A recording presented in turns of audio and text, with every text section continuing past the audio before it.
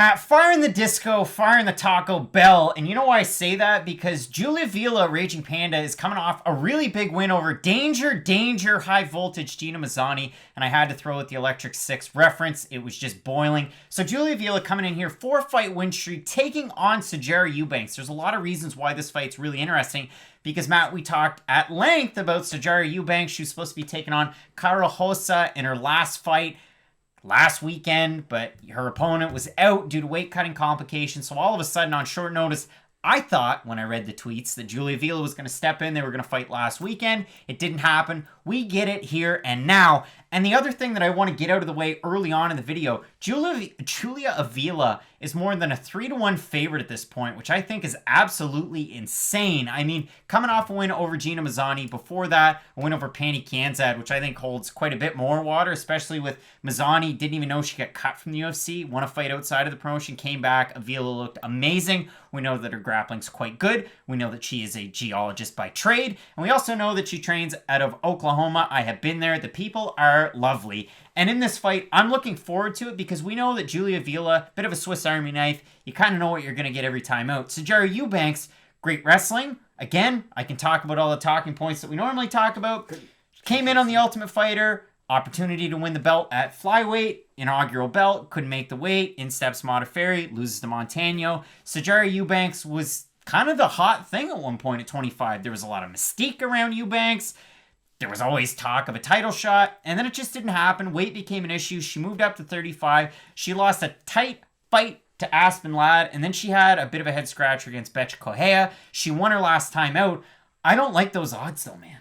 I don't like the odds, but you're kind of detracting from the fact that Julia Avila is probably going to win this fight no matter what. Whether the odds are more heavily skewed in her favor than they should be, she does a lot of things better than Sijara Eubanks. And Eubanks is a weird case because at 125, she looked like she wasn't going to be dominant because Valentina's there. But other than Valentina, there's not too many women at that division who could beat Eubanks in her skill set, or at least at the time you thought that.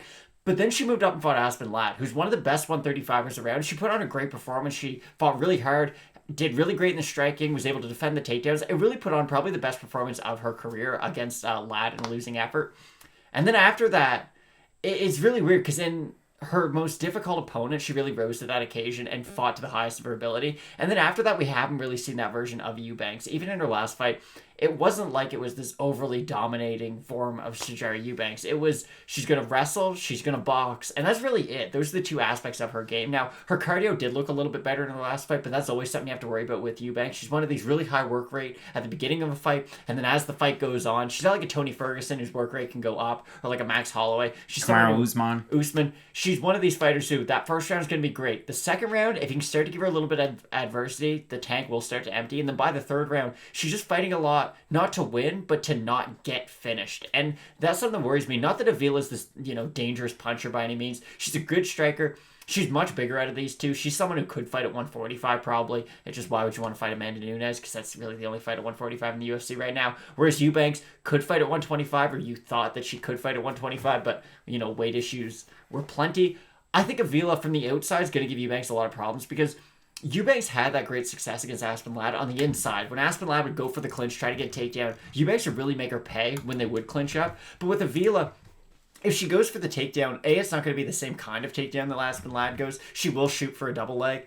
And on the outside, she's such a big fighter. She's much rangier, much more rangy than Eubanks. If she can just probe out that front kick, use her jab really well, stick and move a lot, I think it's Avila's fight to lose. I think she should be able to win a decision quite simply. I agree with you in a lot of respects. I don't like the odds where they're at, especially, you got a fighter at 35 that, we've seen the best of Sijara Eubanks win or loss. We've seen the worst of her in that Betcha Correia fight. That was terrible. Now, we give Betcha a hard time on this channel, and I realize that, and maybe you're tired of it, but when you lose to a fighter like Betcha Correia, yes, they're in the UFC and everyone's good, but there's some fighters in the UFC who aren't as good as the other ones. And Betcha Correia, I don't want to say she's the worst fighter to ever get a title shot, but she's definitely in the conversation. And she's a fighter who doesn't really excel at anything, and she was able to beat Sijara Eubanks. Now, I know MMA math doesn't make any sense, and it doesn't work. Let's just be honest. MMA math, if you've got a degree in it, you've wasted all your time and money.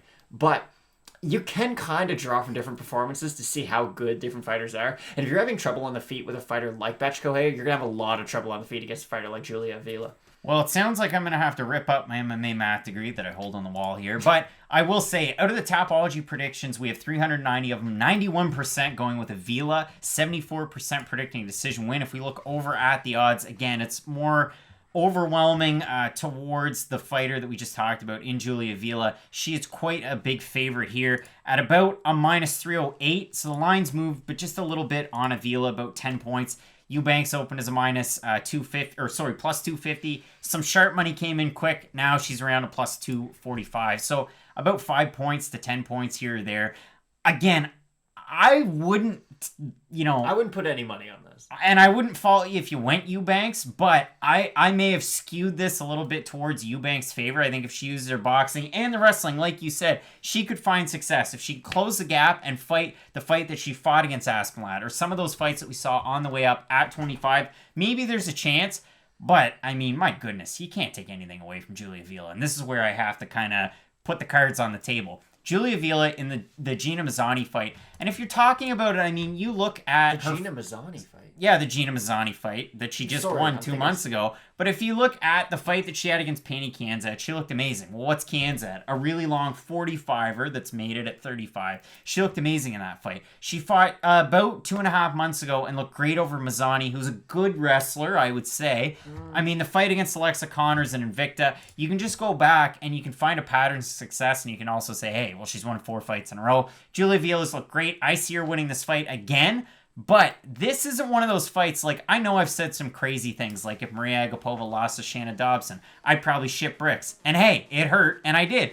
But I wouldn't be surprised if Eubanks won. I'm just quite a bit more confident in Avila. Exactly. Avila has more ways to win this fight, and it's really hard to pick against her for that reason. So yeah, Julia Avila probably by decision. I don't see a finish on either side. A more competitive fight than those odds would tell you. And Matt, we have a lot of competitive fights on this card that we're really looking forward to. We've got an extended look at our main event between Michelle Waterson and Angela Hill. So keep it locked in with Fight Night Picks, Matt. And as we always say, let's get into it.